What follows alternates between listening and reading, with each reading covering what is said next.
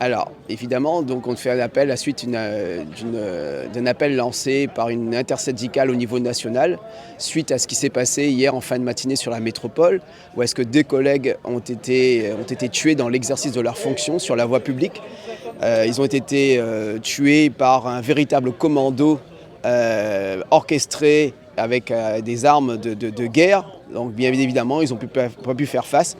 Et il y a aussi un autre collègue actuellement qui est de la vie à mort où le bilan peut être encore alourdi dans les heures qui viennent. Un signe de mécontentement. Évidemment, notre profession est actuellement souffre et est en difficulté. Rien que sur le centre de pénitentiaire de Domageau, il nous manque une quinzaine de personnels. On n'arrête pas d'alerter l'administration alors que les organigrammes sont basés sur 39 heures. Il y a des agents qui n'arrêtent pas de faire des heures sur sup qui ne sont pas payées au-delà de 108 heures. Et tout ça, ça crée des tensions, des problèmes à l'intérieur de la prison. C'est qu'actuellement, il y a un souci d'attractivité du métier. Bien évidemment, on n'arrive pas à recruter, ils ont des conditions de travail et la profession ne fait pas rêver.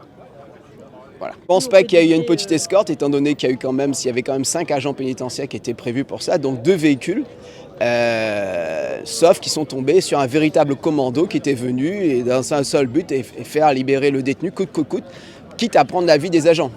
La violence est de plus en plus élevée. Il n'y a pas plus tard, il y a une quinzaine de jours, sur le pénitentiaire de Domageau, il y a un collègue qui s'est pris un coup de poing à la figure. Bien évidemment, vous imaginez bien qu'au vu des conditions de détention à l'intérieur, quand vous avez 815 détenus pratiquement pour 575 places, ou est-ce que vous dormez à même le sol à 3, voire 4 bientôt, dans 9 mètres carrés, bien évidemment, c'est un cocktail explosif.